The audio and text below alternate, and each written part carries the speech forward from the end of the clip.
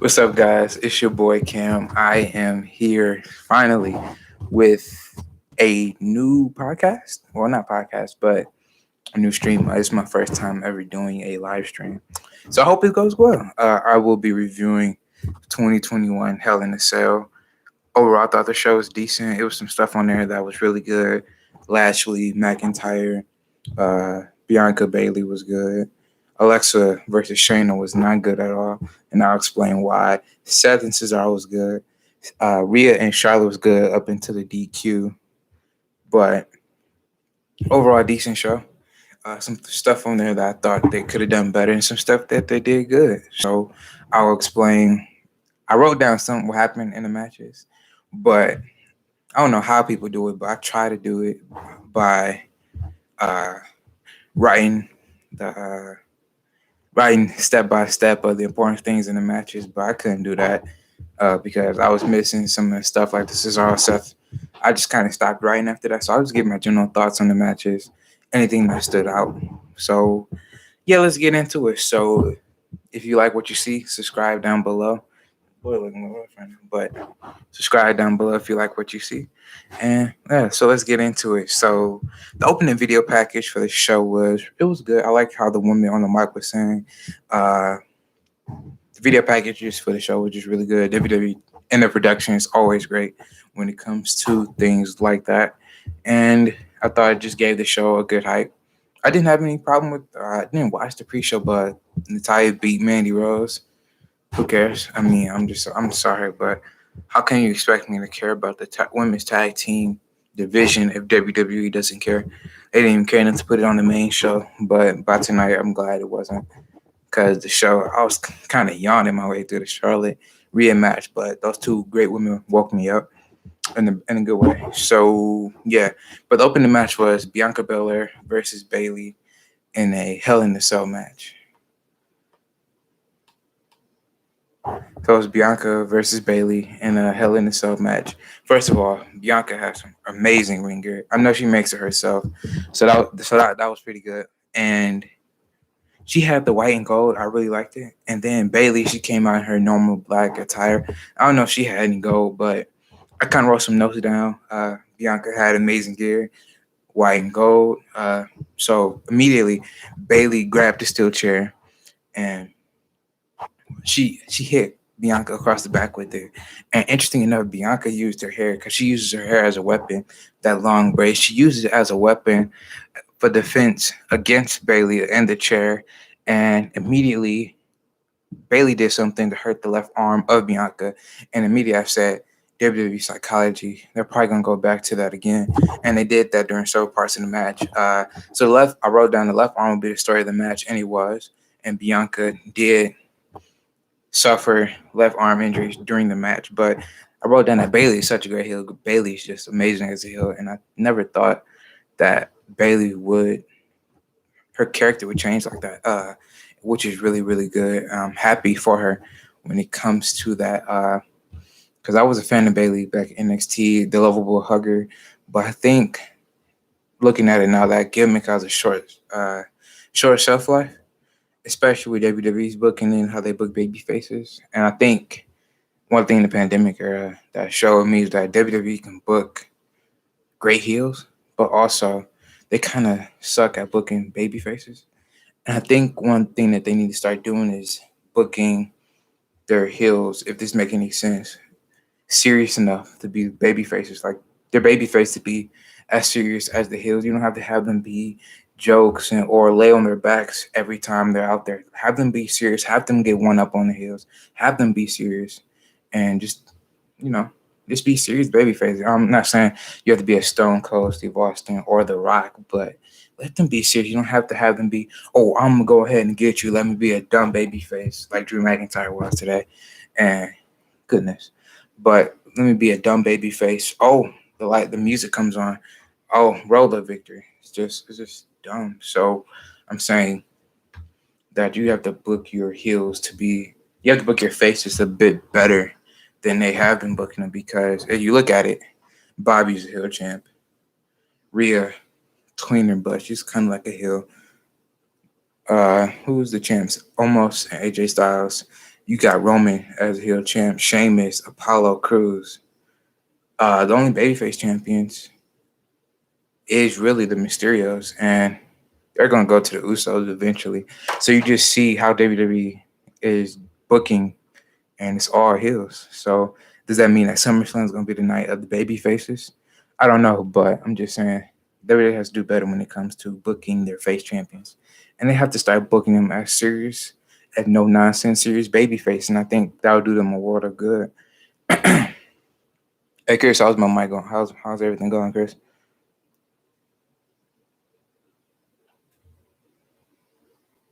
Okay, cool. But let's just yeah, I went on a tangent there, but Bianca Bailey had a really good Hell in a Cell match. I don't know if I like that better than the Bobby Drew match, maybe because that was the last one. I think that one was a bit better, but if I have to rewatch it, those two women did an amazing job. So Bailey had her hair. So where this match kind of went to the next gear was when Bailey did a cold red to Bianca on the cell. I said, "Ooh, that had to suck." And so yeah, so Bailey did a code red to Bianca on the cell, and then that's where things started to heat up. Bailey told Michael Cole, Bailey and Michael Cole had this thing. I don't know how it started, but it's amazing. She told Michael Cole to shut up, and then Bailey had set up these kendo sticks, and Bianca threw Bailey into those kendo sticks, and I thought that was a great spot.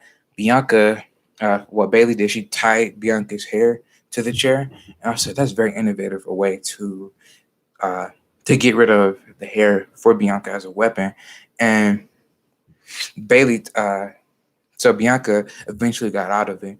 And Bailey, and no, Bianca tied herself to Bailey using her hair. I was like, I never saw that. I never thought about using that. And she ran her over with clotheslines. She slammed her, and she did several things like that. And then Bailey grabbed the lighter. She used it against Bianca, but the spot I don't know if it's the spot at night, but I no the spot of the match to me was when Bailey gave no Bailey when Bianca gave Bailey a KOD on the ladder, and that was it, and that was over from there. Good night, Irene, for Bailey, but really good match. As you see, I wrote down a few notes, but I'm just going to talk about what I thought, what I liked. Yeah, so I think this is a really good win to really solidify Bianca's reign because, you know, Bianca face champion, but Bianca's reign is. I mean, I haven't watched all of SmackDown, but like looking at the video package, it just what Bianca I don't know, it just doesn't feel natural for some reason. Bianca has tons and loads of charisma, but it's just not happening right now when it comes to it's just not really happening. It's just not translating well when it comes into promos on the video package. I said kind of feels a little forced. I don't know. That's why I think WWE has an issue when it comes to scripting and talent. And I'm saying you can't I don't have a problem with you I won't say scripting your talent, but you got to give them bullet points because you have these people talk like normal individuals. They do podcasts, they do interviews all the time, and they sound normal. And you should have that in your TV show. Let's go. They can increase the intensity and the make the promos better. So that's why I don't like scripting talent because they have such awful lines and it just feels forced. And you can just tell. And some of these people, even though they are performers, some are really good actors when it comes to getting emotion, and some lack some of that. So you got to be able to script promos to better suit the talent. And I'm saying just give them bullet points. You don't have to have them you don't have to have them uh, say word for word on a piece of paper. Like I don't know if we're gonna have AEW fans here, but AEW has a good job when it comes to not really scripting their talent or just giving them bullet points. It's nothing wrong with just giving your talent bullet points. Do you think they're gonna give The Rock a script? I mean, hearing that besides what I hear from CM Punk, but what he said about The Rock, you really think they're gonna give The Rock a script? No, The Rock, you let that man go out there and speak like Stone Cold, like Triple H, these people that you can get emotion that could talk people into buildings. So you just don't need to script them that. But really good. I don't know where Bailey goes from here. I don't think she'll get a rematch at Money in the Bank. I think she'll from the lack of depth in the women's division. I think she'll just go ahead and go into Money in the Bank along with Drew McIntyre. Spoiler alert: he lost tonight as well. So I think at SummerSlam I want to get Bianca Sasha, and that's what I would do. I don't know if you will have like, who is Bianca gonna face at Money in the Bank. That's the thing though, because the women's division is kind of lacking. Who's on SmackDown? You got Carmella. That doesn't sound interesting. Besides, they fought already. Maybe Liv Morgan, maybe. But won't you just have her win Money in the Bank? That's what I would do, just to build her up instead of just having her on the show on Money in the Bank just for a title defense against Bianca. So I'm always thinking about what is next, and I don't know. I think Bailey goes to Money in the Bank, but I don't know what really happens with Bianca and Bailey. I don't think they should have another match because Hell in a Cell should be the end all be all for a feud for a long time. And normally that's the blow off, but you see stuff now where Drew McIntyre and Randy Orton, even though they had a Hell in a Cell match, that wasn't the end of their feud. So you just gotta. It's just weird how WWE books things sometimes. But I think that it was a really good match. And let me get off on a tangent. I see it's 11 minutes right now. But we go to another great match with Cesaro and Seth Rollins. I thought these two have great chemistry. You got Cesaro, who is really severely underrated, and I'm so happy that he's getting the recognition that he deserves. You got Seth Rollins, the man. I think his character is kind of ice cold for me, but the man, Seth Rollins, is a really great wrestler. I don't. So the story here was Seth Rollins attacking the Eye of Cesaro. You had Cesaro giving Seth Rollins uppercuts, got him doing very European uppercuts. These two men had a great match. You had Seth doing a Falcon Arrow. Cesaro did a deadlift suplex once. Rollins went for a blackout, but Cesaro countered it into a power slam. I thought that was a good spot. Rollins gave him an enziguri, or I like that other spot when he missed the enziguri, but he holds on to his opponent and kicks him in the back of the neck. I thought that was good.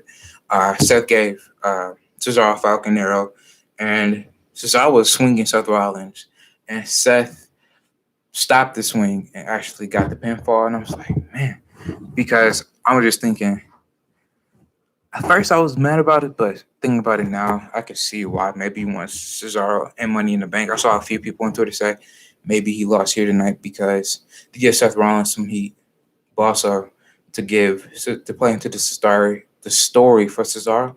I said, okay, I can live with that if that's what they're going to do. Cesaro would be a great person with Money in the Bank. I mean, Bobby Lashley has no challengers here on Raw, so maybe I don't know. Maybe I could see Cesaro moving brands, but I don't think he would. Nobody taking that title off Roman this year, so maybe he goes to Raw and cashes it in on whoever is the Raw champion at the time. But both men had a great match. I don't know if I'll take this or their match at WrestleMania. I think their match at WrestleMania was better because of the live fans, but and just it was the first time me seeing those two in the ring together. Besides them, besides a few years ago in the one-on-one aspect. So yeah, I like the match. It was pretty good. I don't know if it was as great as the Bianca Bailey match, but varying opinions. But it was a really good match, and this is where the show kind of came to a screeching halt. We had Alexa Bliss versus uh Shayna Baszler. The less said about that, the better. I'm just And no offense to the women, but this storyline sucks. I'm so sorry. But to me, I love creative writing. And not always, but I play a game called TW 2020. And the thing when I do creative writing, I always want a storyline that makes the individuals in the storyline better, no matter if person A is going over person B or vice versa. You still want the storyline to make both parties look good. And this is not making no one look good. Alexa Bliss, I don't know what's happening with Bray Wyatt, but the thing with Alexa Bliss, she's playing the character to the best of her ability, but they're not giving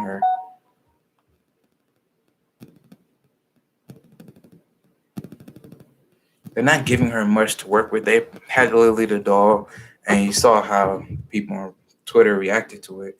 So I'm saying, why? I didn't. I don't know, to be honest. And I like the supernatural. I like supernatural elements. Like I watch clips on Impact the Roseman. I think she does supernatural really well. But it's the thing with WWE where they just make it overdo it. They just make it hokey. And you could do supernatural like the Undertaker, even though he was over at the top. It still has some seriousness to it. This is just comedical and not in a good way. This is turn out the television type stuff, and it was just bad. It made Shayna. Shayna doesn't look good. Alexa doesn't look good, even though she won.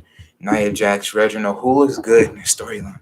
I don't see the end game. I don't think WWE knows what the end game is, and it's just bad at all. I kind of had to do some. No, I mean,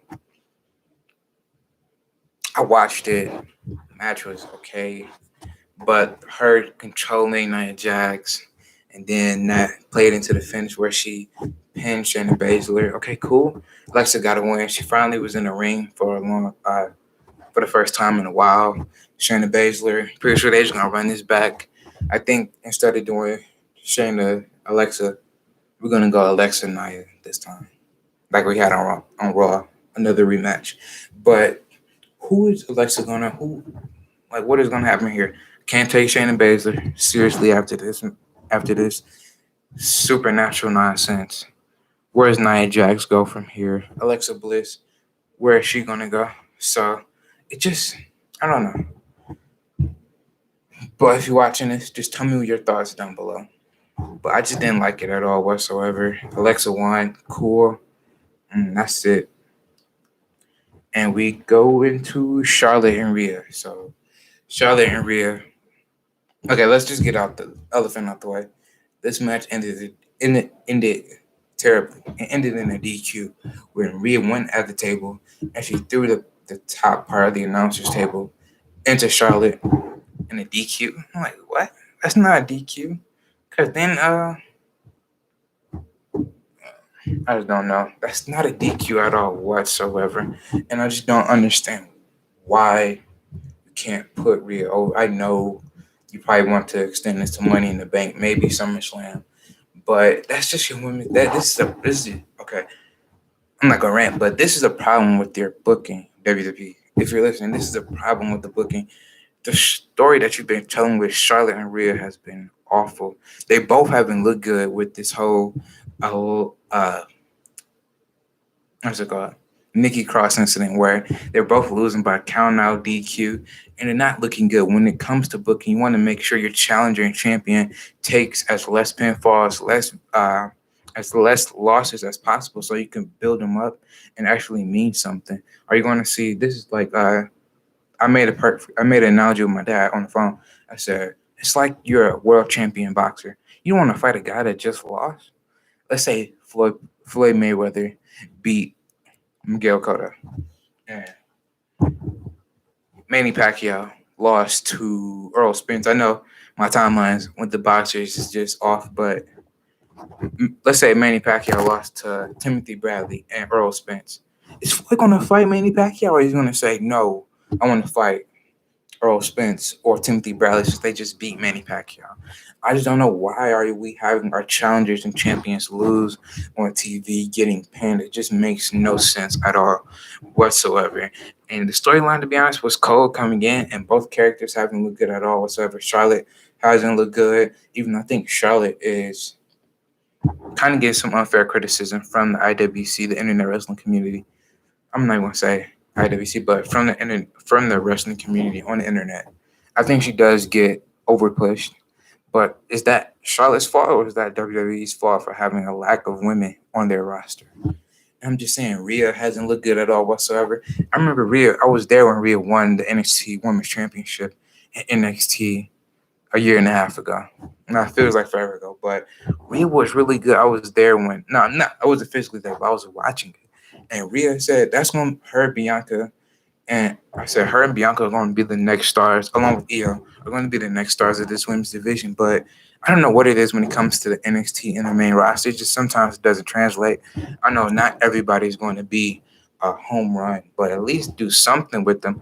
It makes no sense whatsoever why Rhea is ice cold as she is. And Charlotte, even she admitted, she said her character is not where it should be, and it's not. You want to have her be the heel, but being a good heel is not getting counted out. I'm sorry, but being a good heel is winning your matches and being arrogant about it. Not saying, oh, I lost by DQ, but I'm a big boo her at the end of the match.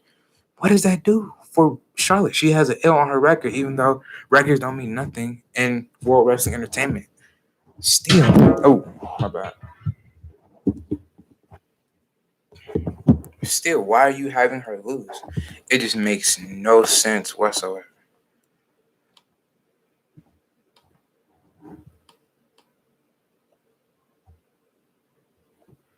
So, even though the match was good, the characters coming in, the storyline, and now it's continuing. Again, I know AW doesn't do heels and faces, even though you know who's a heel and who's a face. Who's the heel in this situation? Because Charlotte is a heel, and Rhea's like a tweener, but they have the fans boo her on Thunderdome, so it just makes no sense whatsoever. Unless I just don't know. The booking made it really weird, but the women, it was a really good match. I'll say it was I'll probably say top two, top four. The match was really good, but I hated the DQ ending. I certainly hate DQ endings, especially on pay per view. But on TV shows, I'll allow it, but on the pay per view, to me, that's just kind of lazy booking. When it comes to that, you could have just had Rhea pin Charlotte and Charlotte had her foot up under the rope or have her hand under the rope, and you still give Rhea that win, but Charlotte has it out, and now you make no women look good at all. Like I said, Bianca beating Bayley legitimized her title reign, even though she beat Sasha. She beat Bayley, but she beat Bayley again in Hell in a Cell.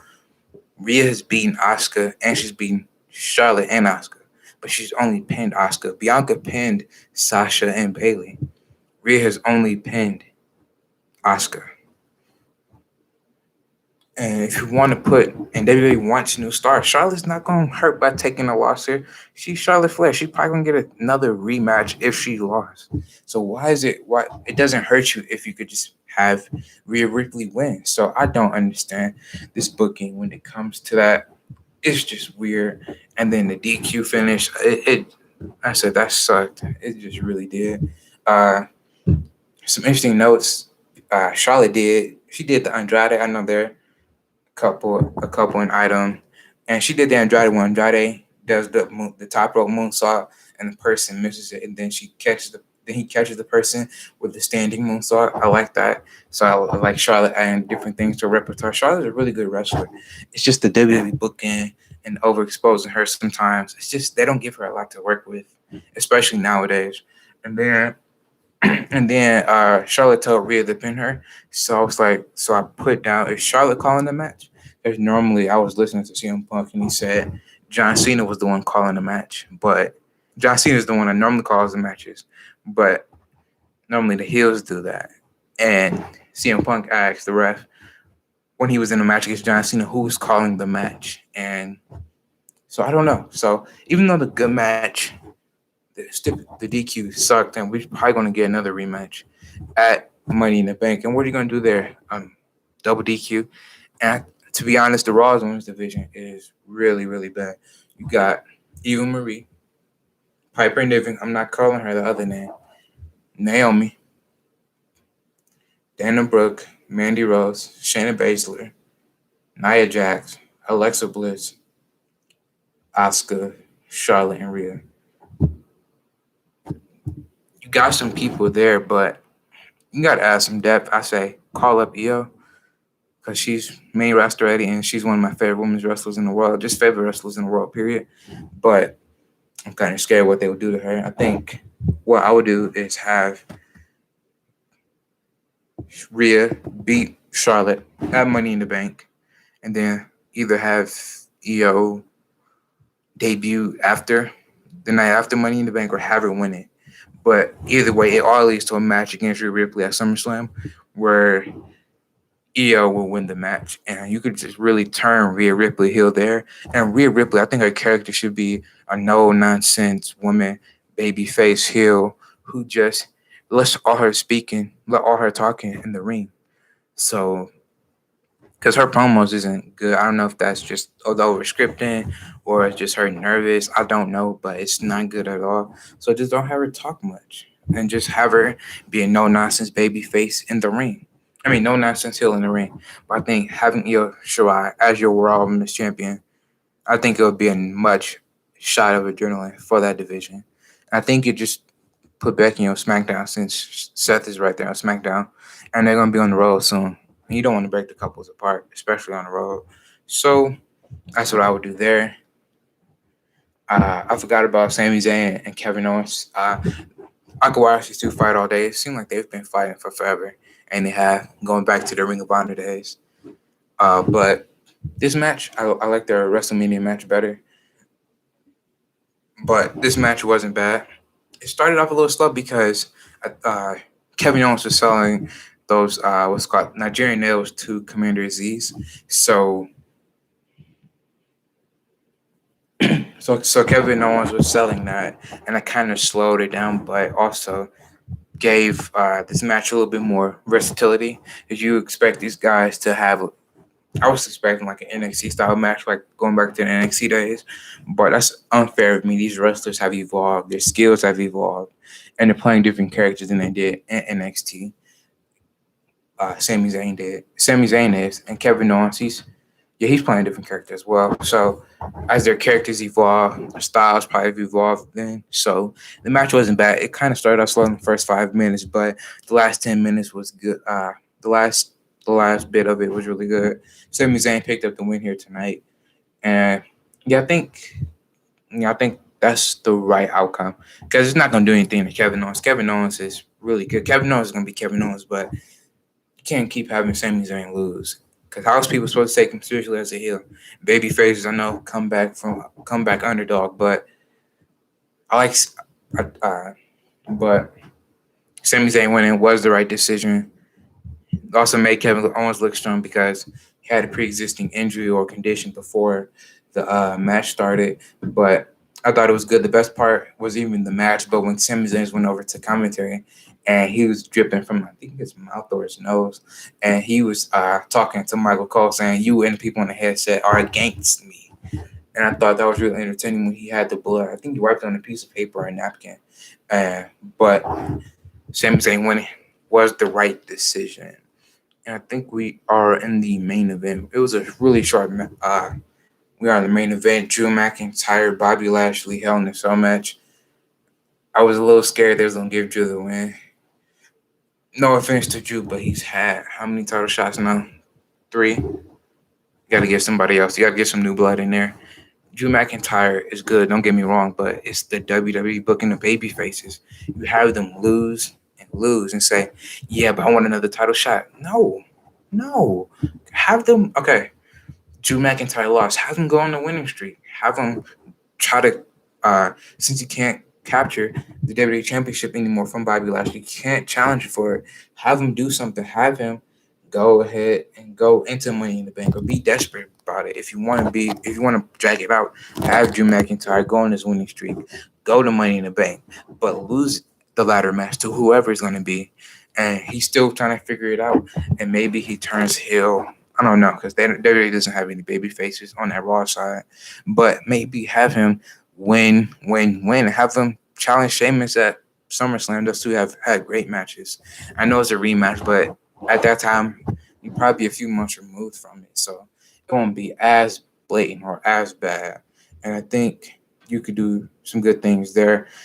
I was kind of scared that I was thinking maybe Brock Lesnar shows up. I know conflicting reports on that, but I said Brock Lesnar, Bobby Lashley, Drew McIntyre. I can't see that at SummerSlam.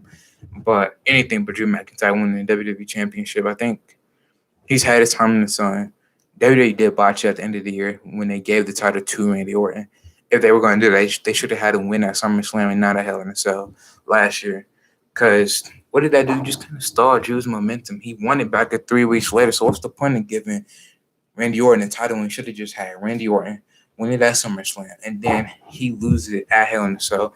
At that point, Randy Orton would have had at least a 2-month title reign, and Drew McIntyre would look good by beating Randy Orton at Hell in a Cell. So this match was brutal. It was one of my favorite matches of the night. Bobby Lashley, Drew McIntyre.